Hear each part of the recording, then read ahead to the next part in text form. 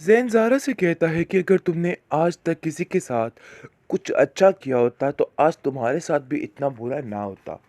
ये असल में हमारी माँ की तरबियत है जो हमारे आड़े आ रही है और इसके अलावा इसमें कुछ भी नहीं है। जिसको सुनकर वो कहती है कि भाई आप बिल्कुल ठीक कह रहे हैं। आज तक हमारी माँ ने हमारे दिमाग में लालच और दूसरों से हसद के अलावा और कुछ भी नहीं डाला है। इस चीज़ को आज दोनों बहन भाई एक्सेप्ट कर रहे हैं।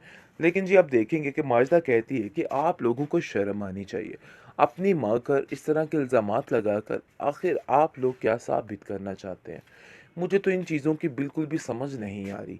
आखिर आपके दिमागों को हो क्या-क्या है? ये सारी बातें मुझे समझाने में थोड़ा वक़्त लगेगा।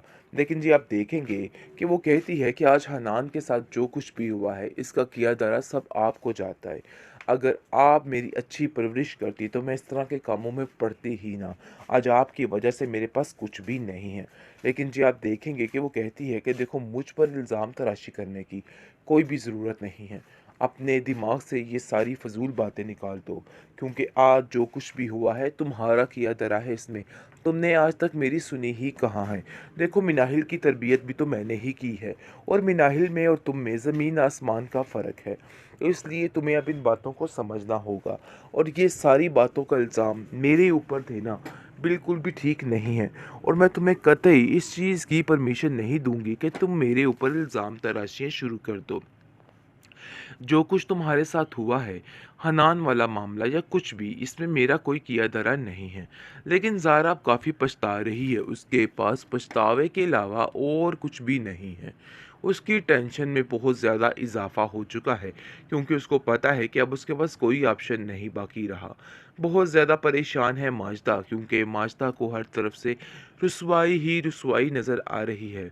माजदा की इस टेंशन ने उसको काफ़ी परेशान कर दिया है और वो समझ नहीं पा रही कि आखिर वो क्या मकसद नहीं करे। था कि तुम्हारी ज़िंदगी को तबाह किया जाए। मैं तो सिर्फ़ आप लोगों की मदद करना चाहती थी और मदद के चक्कर में कि देखो ये सब कुछ क्या हो गया, मुझे तो खुद कुछ समझ नहीं आ रही है। ख़ैर माजिदा काफ़ी ज़्यादा रोती है और कहती है कि मुझे तो समझ नहीं आ रही कि आखिर ये सब कुछ क्या हो गया। अचानक से ज़ारा की ज़िंदगी इस तरीके से फ़ना हो जाएगी, मुझे तो अंदाज़ा ही नहीं था। आखिर उसके साथ ऐसा कैसे हो सकता है? महल जी, अब पछताने का तो कोई फ़ायदा ही नहीं है, क्योंकि ये सारी बिल्कुल फ़ज़ूल की बातें हैं। जो कुछ इनको पहले करना चाहिए था वो इन लोगों ने नहीं किया, बल्कि अब पछताने का तो कोई फ़ायदा ही बाकी नहीं रहा है, क्योंकि ये सब कुछ सिर्फ़ और सिर्फ़ इनका अपना किया धरा है, जो कि इन लोगों के सामने आ रहा है। वलीद को जैसे ही पता चलता है वो कहता है कि इसका अंजाम यही था, क्योंकि जो कुछ भी हुआ है इन लोगों ने खुद ही अपने साथ ये सारा कुछ खिलवाड़ किया है। वो बहुत बचाने की कोशिश कर रहा था हनान को, लेकिन हनान अपने सारे बुरे मकसद से पीछे नहीं हटा, बल्कि उसने सिर्फ़ और सिर्फ़ अपनी लालचपन को ही आगे करने की कोशिश की। मेरल मिनाहिल की वजह से काफ़ी परेशान हो चुकी है सबा, और सबा को यकीन हो चुका है कि मामला कुछ भी ठीक नहीं है, बल्कि मामला ख़राब ही होने वाला है। जो सोच रही है उसकी सारी सोच बिल्कुल ठीक है। क्योंकि जैसे ही उसको पता चलता है कि वाक़ई में मिनाहिल की शादी वहाँ पे नहीं हुई, जिसकी वजह से वो काफ़ी टेंशन ले लेती है और सोचती है कि वाक़ई में वो उसका सोचना बिल्कुल ठीक था और काश वो पहले इन सब चीज़ों को समझ आती, लेकिन उसको समझ नहीं आती। लेकिन जी आप देखेंगे कि वलीद तसल्ली देता है उसको और कहता है कि ऐसी कोई बात नहीं और तुम्हें घबराने और परेशान होने की कोई भी ज़रूरत नहीं है। तुम्हारे साथ इधर कोई भी नाइंसाफ़ी नहीं हो सकती है। लेकिन नरगिस भी इस बात की गवाही देती है और कहती है कि देखो सुबह तुम बिल्कुल भी परेशान मत हो।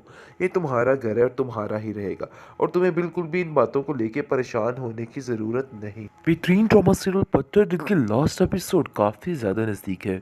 नाज़रीन, जैसा कि आपने देखा है कि किस किस तरीके से अब सारे मामलात ख़राब हो रहे हैं, बल्कि समझिए हमें तो लग रहा है ख़राब हो रहे हैं, लेकिन सब कुछ ठीक होने वाला है।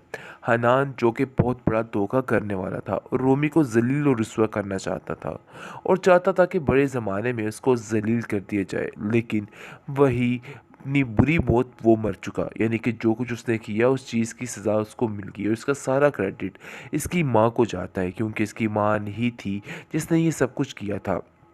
बहरहाल जी, अब देखेंगे कि किस तरीके से रूमी अपने आप के बचाव के लिए ये सारा सिस्टम करती है, लेकिन जैसे ही ये सिस्टम आगे की तरफ बढ़ता है तो मामला काफ़ी ज़्यादा ख़राब हो जाता है, क्योंकि उसके सर पे गहरी चोट लग जाती है। लेकिन ये बात अभी उसकी माँ को खबर नहीं होती है, और उसकी माँ अपने बेटे को मज़ीद लालच की तरफ भड़काने में मज़ीद प्लानिंग्स कर रही होती है, लेकिन वो ये नहीं जानती है कि उसकी माँ के साथ आखिर हो क्या गया है। हर चीज़ मरिया मेट हो गई, हर चीज़ ख़त्म हो गई, और इसकी माँ की सारी प्लानिंग दरी की दरी रह गई हैं, क्योंकि जो कुछ वो समझ रही थी वो कुछ भी नहीं हुआ है।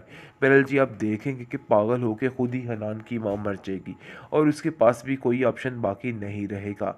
बहरहाल फ़िलहाल आप देखेंगे कि काफ़ी ज़्यादा इंतज़ार कर रही होती है हनान की माँ, और कहती है कि मेरा बेटा अभी तक घर नहीं आया, आखिर वो कहाँ चला गया, मुझे तो कुछ समझ नहीं आ रही है, मुझे तो पता नहीं चल रहा। वो माजिदा को कहती है कि माजिदा, मुझे सच सच बताओ कि आखिर हुआ क्या है, क्या मामला हो रहा है और क्या नहीं हो रहा। जिस पर माजिदा चीखो पुकार करने लग जाती है और कहती है कि अरे भाई, वही हुआ जिसका डर था। तुमने अपने बेटे की तरबियत में ऐसी कमी रखती थी कि उसने बेड़ा गर्क कर दिया और हर चीज़ को तबाह बर्बाद करके रख दिया।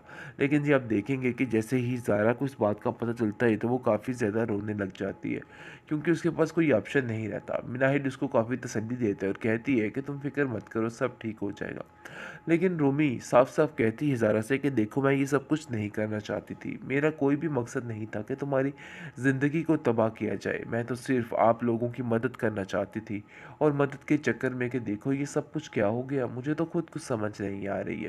खैर, माजिदा काफ़ी ज़्यादा रोती है और कहती है कि मुझे तो समझ नहीं आ रही कि आखिर ये सब कुछ क्या हो गया। अचानक से ज़ारा की ज़िंदगी इस तरीके से फना हो जाएगी, मुझे तो अंदाज़ा ही नहीं था।